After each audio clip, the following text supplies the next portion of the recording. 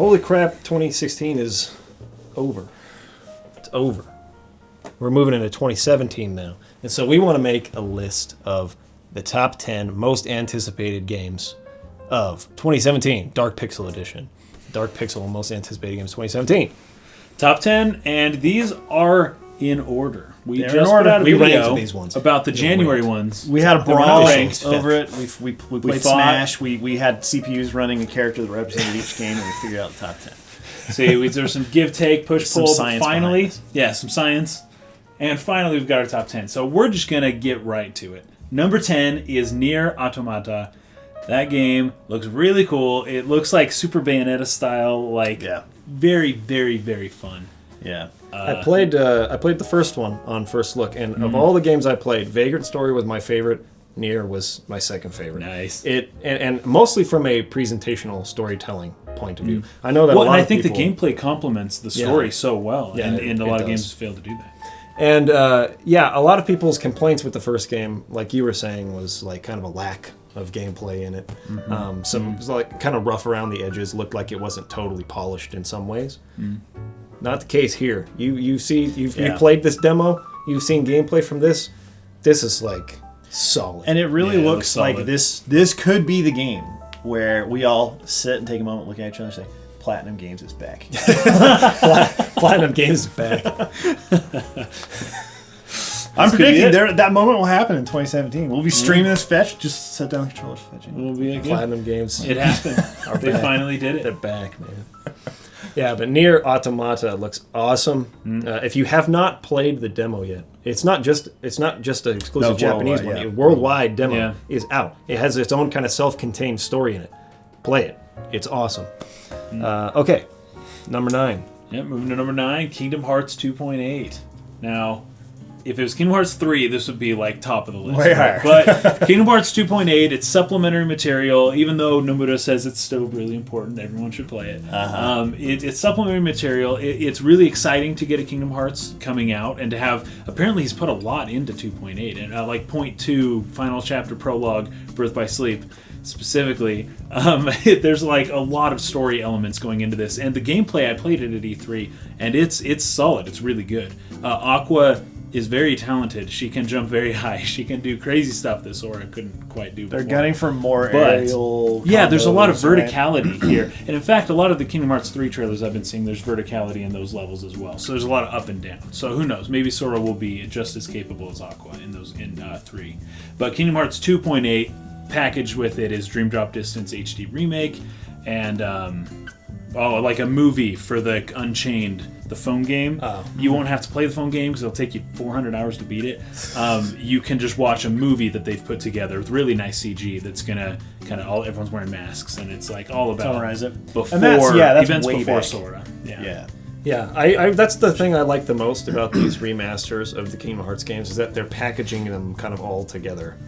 So what they're teaching everyone is don't buy these games when they come out. Just wait. Just wait 10 years and you'll get to buy all of them in one time. In one, and they'll look really nice. I really they do a good appreciate job it. with their HD remasters. Yeah, I really appreciate that. Not just the fact that they're updating one game and then selling it to you full price. They're updating the game, especially for like camera control, like making it a lot they better. change a lot of and elements. then they're also giving you, Birth by Sleep. They're giving you, in this case, Dream Drop Distance. Yeah. And then they're packaging kind of all the side games, and if not a full game, then at least the movie cutscenes in them. Exactly, the cutscene movie. I really like that, and so now we have what will be 3 games that give you all the supplemental stuff You'll get the in gist. 3 kind of nice packages. But they've also announced that they're going to be releasing a 2.5 and 1.5 kind of like together for the PS4. Oh, so really? you'll be able to play nice. all of the old ones on on PlayStation one 4. disc, That's nice. which is sweet. Or you So, can hop online and watch somebody's upload of every cutscene from all the games. if you want to do that. That is absolutely an option. All right, number 8, Nioh. Okay, so I did play the demo of Nioh. And everyone's making the Dark Souls comparison because there are Right. some elements. It looks, I think, the look and feel of it is what makes people think Dark Souls, but it's actually playing it is really quite different, and that's a good thing. Like the weight and feel, and also just like the way you approach battles is actually quite different. I really like the idea of the 3 different stances for each weapon. It's like that kind of game, but it feels different enough to where you're not going to go into that and just like breeze through it. You're going to have to change your play style. You're going to have to kind of figure the game out. It's going to be tough for anybody, even if you're an experienced Dark Souls player. So game really surprised me when I played it, and I think it took a lot of people by surprise as well, because there have been some other games that have attempted sort of like to be Dark Souls clones, like to sort of take that approach to designing a game, and they have not really caught hold quite the way that Nioh has. And so that's definitely one of my most anticipated games 2017. Nioh is funny because this was the first game announced for the PlayStation 3. It was under a different title, yeah. but it was Long the first game history. ever announced. And it was announced in like, was it 04 or something like 05, maybe 04? Yeah, This has when been the PlayStation 3 was announced. I think. This has been a long time coming. Yeah, and the setting is freaking sweet. I like the concept behind it, and I'm a sucker for Sengoku era stuff from Japan, so that's like half of the reason why I'm actually interested in this at all. But yeah, it looks really, really cool. Behind that, though, we have well, ahead of that actually. Nioh is 8. Number 7. Dragon Quest 11. Now, here's the thing, guys. This is coming out in Japan for sure next year. We really don't know 100% what the localization schedule is going to be for this game. We're being optimistic here and hoping that it is localized for Western release in the same year. Yeah, but it is entirely possible it won't be. But Dragon Quest 11, it's nuts what they're doing with this. Can you imagine if they did this with Final Fantasy 15? If they had if they had a modular game, it was like a handheld version that was different from the console version. Yeah, and then on that handheld like a version, demake. you have. Yeah, I mean, it seems like a perfect thing to do for Final Fantasy to me, because there's so many old fans that are would be die hard and about sweet. this SNES era or whatever. Yeah. But having on the lower screen of the DS version be a 2D classic SNES style version of the game. It's crazy because my first thoughts are, it's releasing on the PS4, probably Switch, and the 3DS. What the fetch? Like, that didn't make sense to me. Why would anyone buy the 3DS version of a game like this? Yeah, dude, the bottom screen is a freaking SNES graphic version of the game you're playing. It's like, this is what you played as a kid. Yeah. This is what you were imagining in your head. This is what you're imagining. Yep. Almost. And that's the coolest thing ever. And so all of a sudden it's like, whoa, shoot, why would I buy the PS4 version of this game? No way. Oh, the 3DS PS4 version all the looks way. very, very good. There's Blades of Grass. But can you play the SNES? Yeah. No. What's interesting is I think that you guys want to be all over the handheld version, and I'm really interested in the console version. Oh, really? So I think we'll probably try and get both of them. Would be awesome. They appear to, even though they're the same game, they appear to offer different experiences. Yeah. Which is huge. Like, nobody does that. That's crazy. So, Yep, Dragon Quest looks 11. awesome. So Yeah, cross my Dragon Quest fingers for an actual localization in 2017. Yeah, number 6, Yooka-Laylee. Ukulele. Now, this makes the list purely because of the prestige of Banjo-Kazooie and how much this is looking like Banjo-Kazooie. That is a franchise that never should have gone under. The whole genre dead. The whole 3D platform. That used to be the is thing. not a thing. You played video games. You played platformers. Yep. Yeah. And platformers. Jack and Daxter. Like just Super Mario straight up 64. platformers like Banjo-Kazooie. Yeah. I mean, Mario has survived, but It's he's not like really the a only one, platformer and he only as comes much around anymore. once every few years. You know. And Yeah. I'm hoping for a resurgence in the 3D N64 era platformers like we've seen with the 16-bit side-scrolling platformers. That's true. Yes, Those have really taken off in the past few years. those I'm have. hoping these involve a lot more development than a 2D side-scrolling platform. So, Right. I mean, yeah, But we miss it. Sweet. We need those back. So Yooka-Laylee is full of promise. And that gives it the number 6 spot. All right, number 5. I am stoked for this one, but also cautiously, optimistically stoked about it. It's still 5 on the list. Mass Effect Andromeda. It only is number 5 because of how freaking much I love Mass Effect 2, to be honest. Yeah. Mass Effect 3 was great as well, but they had the whole debacle with the ending. And I need to play the DLCs for it because I never got to that after the debacle. By Mass Effect 3.8. But I love Mass Effect. The not only for like what the game is, because like I remember, and Lena had a similar experience with the first game where you go to the galaxy map and you look at this and the music that's playing there. I was just you can go the scope of this to any of these like, places. Whoa, wait a minute! Like I love astronomy. Ever since I was a little kid, I loved studying about planets and stars and everything like that, and that gave me like almost a nostalgic tie to my childhood in that way, where I was just blown away by the scope of it, right? And so I love Mass Effect for that reason, but also because of its lore, like all the thought that's gone into the universe and like the history behind it and all the alien species. Books and they've really created an immersive atmosphere there. It's an incredibly like deep world or universe, if you want to. But you throw all that out the window because now we're in a new galaxy. Because now we're going to Andromeda. But Andromeda is like the sickest galaxy, right? So like the whole idea that was confirmed in a poll in a previous podcast, I'm pretty sure. Yeah, everyone voted for Andromeda, sickest galaxy. But yeah, the fact that we are going to a new galaxy, I mean that is, I guess, the way you go about expanding on the scope of like what the original Mass Effect did. It's like, well, where can we go from here? We're going to a different galaxy. And there's going to be some ancient race in that different galaxy that did some crazy technology stuff in that place and screwed everything up, and you're going to find the reason I'm cautious about it is because they've had a hard time at BioWare with holding on to writers. And I've heard there was a lot of turmoil with writers on this one again. And the writer of the original Bioshock, the original Mass Effect and Mass Effect 2 did not write Mass Effect 3, which I think affected the way that ended in such a way that it was kind of disappointing for people. It is not really his vision of how it ended, right? Different writers.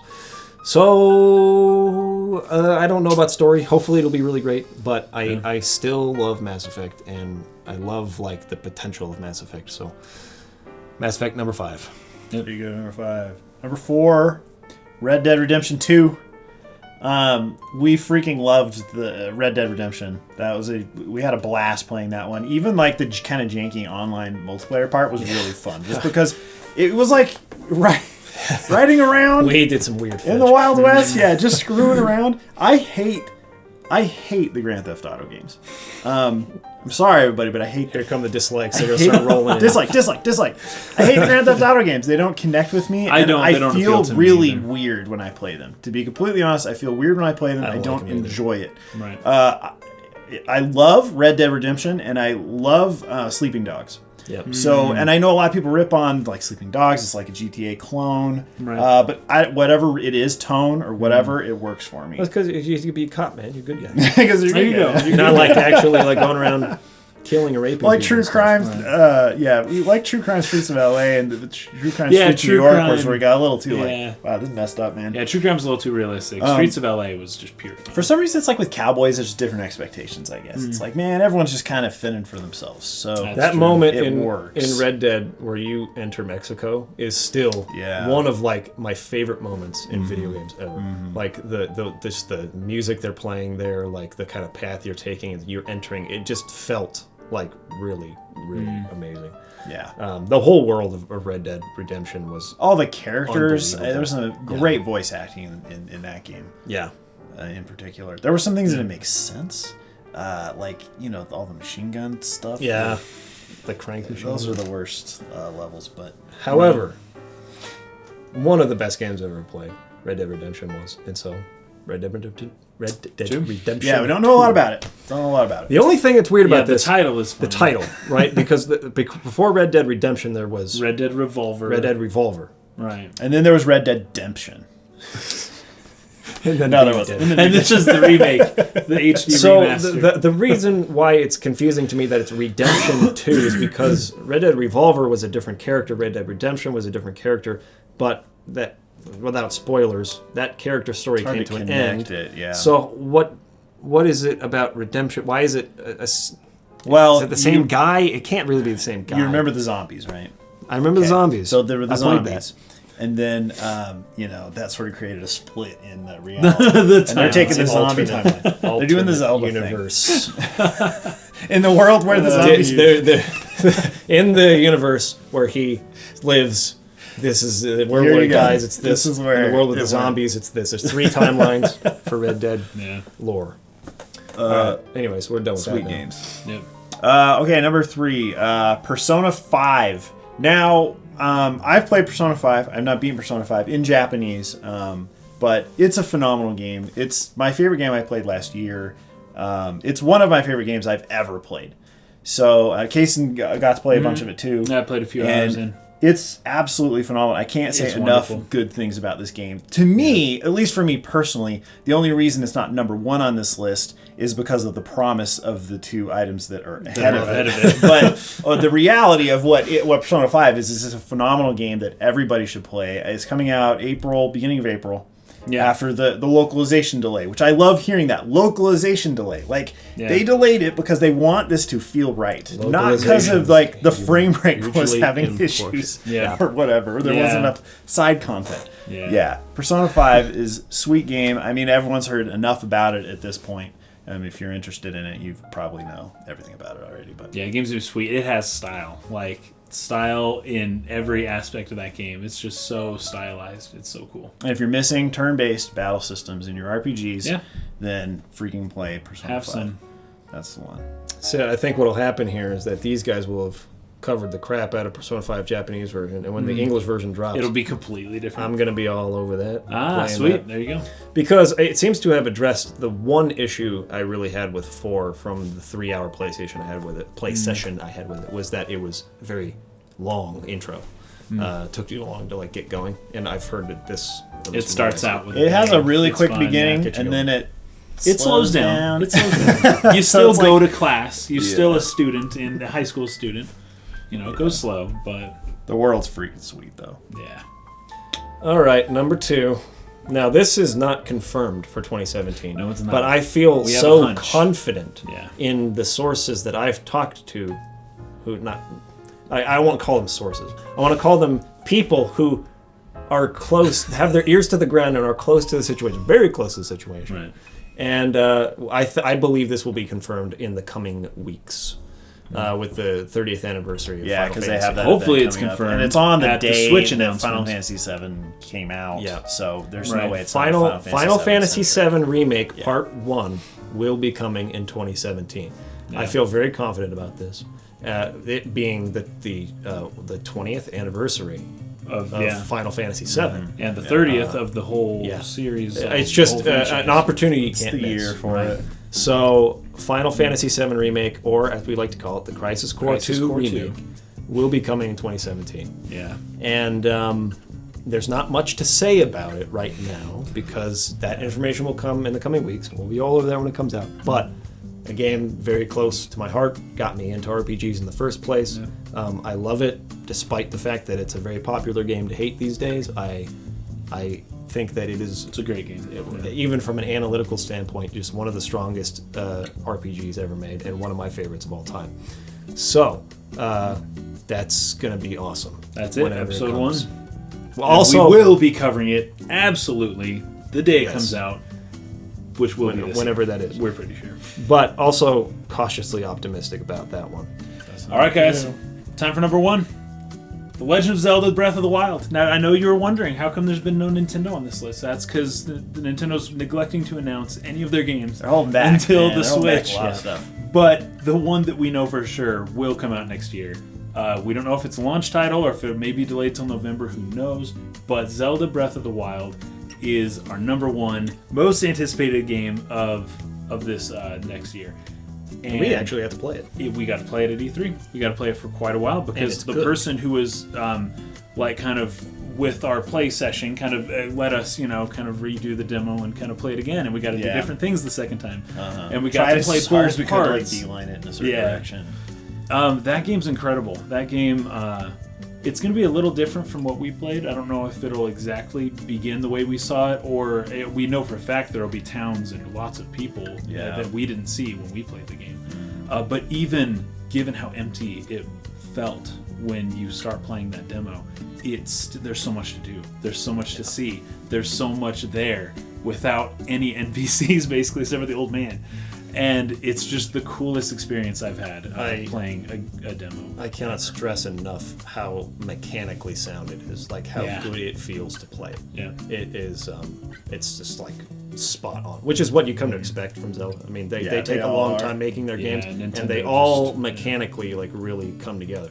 Right. Even for people who really didn't like the motion plus controls of Skyward Sword, like coming from me who's played a lot of Wii games, I know a lot of people just didn't even bother with it because they didn't like that. Right. I've played a lot of Wii games, even a lot of Wii Motion Plus games, and of all of them, that was the best. It's the smoothest. The most, like, just felt good of all of them. So they really nailed the mechanics of Zelda games, and this one feels great. Visually, and the sound design, and Yeah. the particle design even. Like, I'm just, like, looking at it every time these droplets of the liquid and material, and it just is amazing. It has a very animated feel to it, more so than in most games that go for that style explicitly. Right. It looks like a Miyazaki movie just turned into it has a 3D. that quality to it. It has cool.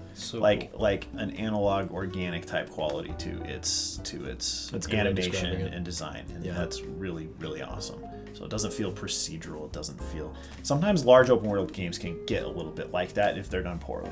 Yeah. You get areas that feel like, okay, this is just filler, Yeah, they didn't plan or they don't transition well. And I think like Skyrim, things transition extremely well. All of a sudden you realize, like, what is this? I'm in a weird little like forest. How did I get down like to what were those like ancient ruins? The Dwemer. Is that what they're called? The Dwemer ruins. Like the ones that were way down, and it was like With the mechanical guys Yeah, everywhere. I remember in that game, I got to that point. I was like, "What the fetch? How'd I get here?" Yeah. It's crazy. Yeah, it's true. Little by little. So cool. Yeah. It looks very well put together. Yep. Number 1, Breath of the Wild. Okay, we have some honorable mentions though. Yes, we do. We have a bunch, actually. Now these ones all look great. Some of them we don't know for sure are coming out in 2017, but they have like tentative 2017 releases. And for other reasons, they didn't quite crack the top 10, but we are very excited for them. Yep. The first one is Ni no Kuni 2. I have played roughly 20 hours of Ni no Kuni, and it's great. It's really great. It also, I mean, obviously, feels like a Miyazaki movie kind of come to life. Very, very much so. The art style is incredible. The story is really quite good and unique for video games, but feels very much in line with a Miyazaki movie, a Miyazaki film. But for whatever reason, I don't know, I can't put my finger on what it was. I just didn't feel like totally motivated to finish it. And so that's the only reason why Ni no Kuni 2 didn't like crack the top 10 for me. Right. But be excited for it, especially if you like Ni no Kuni, because it's probably going to be great.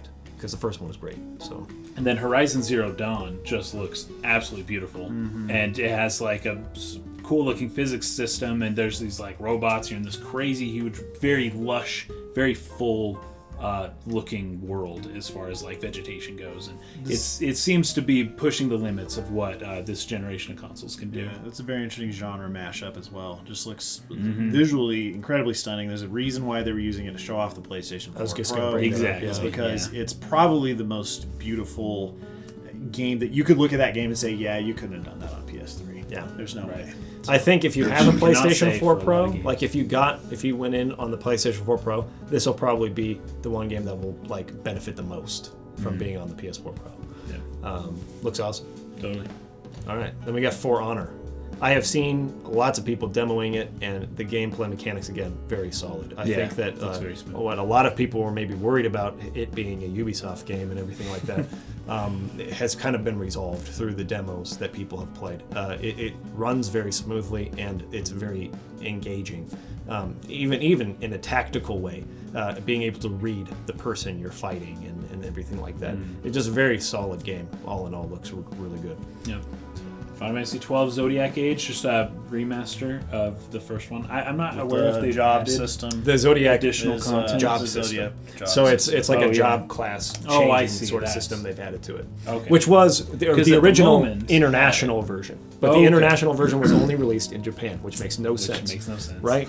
So at the moment, you do have like a tech tree almost that you can kind of unlock things as you go. And the way Final Fantasy 12 works at the moment, you can kind of have everyone kind of just be everything.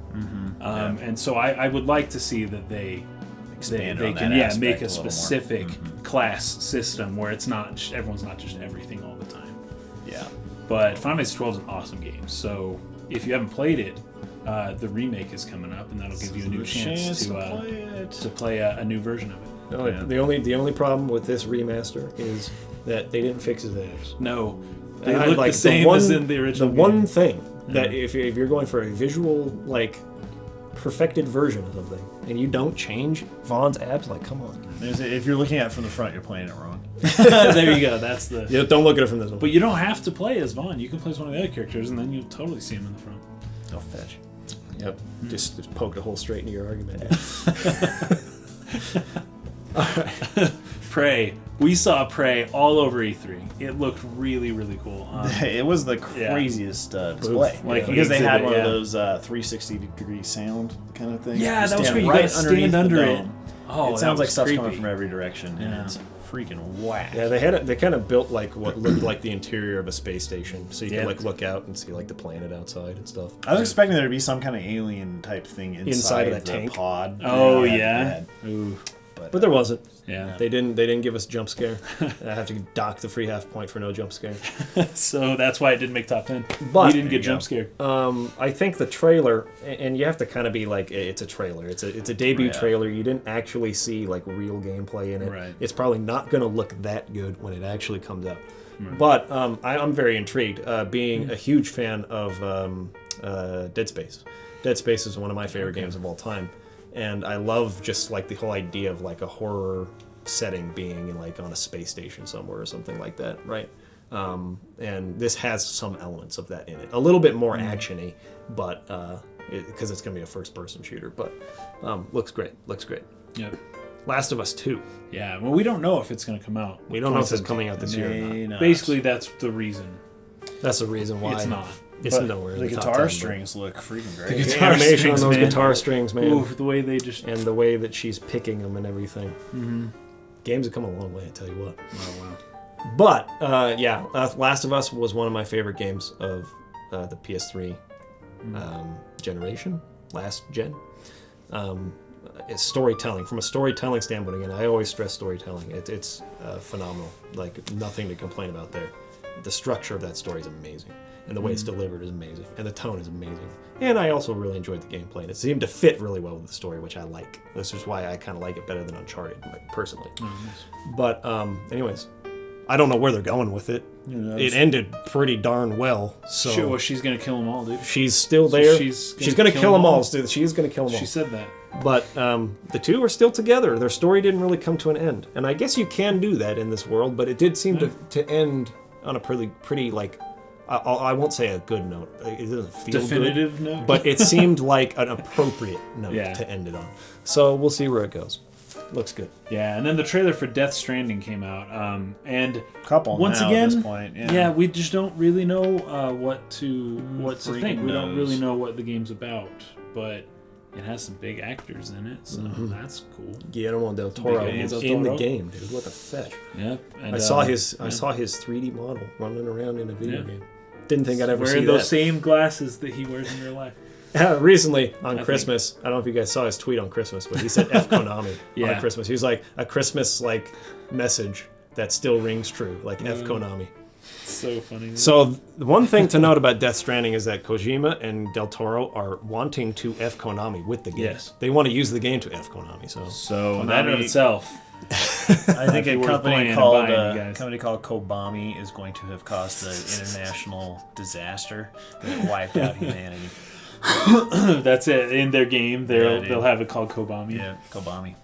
if you're into Yeah. Kojima's style, you're probably gonna love this game. If Right. you're not into If you Kojima's think style, it's weird, Because that's the thing, because basically all all they're showing is conceptual stuff that's Right. basically like apparently what he sees in his dreams at night. So it's just like that's what Kojima games Yeah, feel like, it's like- more and more and more. Yeah. Like they have turned from pretty normal, but with some wacky stuff in it, like Psycho Mantis reading your PlayStation memory cards Right. and telling you what you've been playing, like breaking fourth wall elements, Yeah. like kind of wacky stuff, but in a pretty like serious story.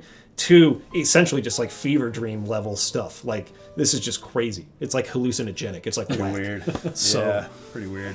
Anyways. So we'll see what Norman Reedus is up to. Sometime this year, maybe. yep.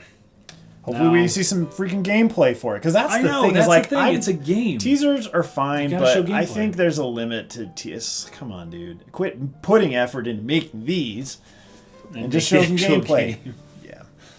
So there's one Kickstarter that I mean, the reason it's not top 10 is because it was a Kickstarter, and those never fulfill any of their promises ever. So we aren't going to build hype for something that we know was a Kickstarter Probably project won't come out this year. because it's not going to happen. Yeah, it says December 2017, but this is Shenmue III. And they think it'll come out December 2017. That's if it does, great. Sony is helping fund it. Yeah. So maybe it'll come out a little quicker than these tend to go. That's true. Like In with Star addition- Citizen. Someone was saying Star Citizen is supposed to come out this year. And I was like, Oh, come on. at least not in complete form. Maybe 2021 some little thing will come For out Star there. Citizen. But that's a good example. Star Citizen, who knows when that'll come out. That was 4 years ago that they did that Kickstarter. Yeah. But Shenmue 3, Shenmue. kind of in a There. similar boat. Who knows? It doesn't seem like Shenmue 3 is going to be quite as like intense of a game to make Yeah. as Star Star Citizen. Yeah. Because Well- it seems like they're just using like an Unreal 4 Yeah. engine, and they're stock, and they're trying to make it seem like the old Shenmue games, which people were drawn to not just because it looked real, but kind of because it was quirky. Yeah, and the weird. quirkiness of the animation, the facial animation, the voice acting, the and- voice acting, and all that. It definitely looks like what they've shown. You would hope is purely just prototype. And, Yeah, and, I would hope but so. if that's That is what the if that's hope. what we see in the first gameplay trailer, and it's gonna be like, all right, well, I mean, They're it really- can still be really enjoyable for people. In China as well. Yeah, it's right? actually So, in China. very different look to. But it is super notable because people have wanted it for so For long. more than 10 years. So let's hope it does release at the end of the year, especially for you fans of Shenmue, Yeah. that you get in your third game. And I would also hope that like the first two would actually come out on PC finally. Yeah, That's true. Because If they've been 3 comes talking out- about doing that for a long But time. you have to have a Dreamcast to play the first two. Yeah, it's I'm both. sorry, a lot of people don't have a Dreamcast. Yeah, so Did they ever come out for the PS2 by chance? The Shenmue I don't think games? so. Oh. I think they were Dreamcast. yeah, I think you exclude. So it's tough to play the others right now. So Yeah. hopefully that happens. Dudes, well, those are the honorable mentions. There you go. Here, so. Yep. All the best games next year forward that are to- coming out. Look forward to them and buy all of them. Yeah, buy all of them. Buy all of them. Buy all of them. And See if you and can. also, yeah, give us your guys' top 10 in the comments below. What Right. you guys are really looking forward to, and also tell us why we're completely off base here. Because Yooka-Laylee should have been number 1. I know that's what you're all thinking. That's what you're all thinking. And I thought it too, but you never know. It's an indie. You never know. Can't believe that Danganronpa, whatever. Danganronpa. Danganronpa is not number Danganronpa. one. Why is that not number 1? You guys don't know what I'm talking jeez. about. You guys don't know what a real game is. It's All right, 2017. Let's do this. Yep. Hopefully no famous people die in 2017. Hopefully no famous. Yeah, no one Hopefully famous. no Hopefully one- no one famous is hopefully no born one dies. either. Hopefully, no one- We are going to be. hopefully it's just a better year altogether. We are for going to everyone. be way more active in 2017. We are. Talking about all these great games coming out. Yeah. So we'll see you here again very soon. Peace out. Peace.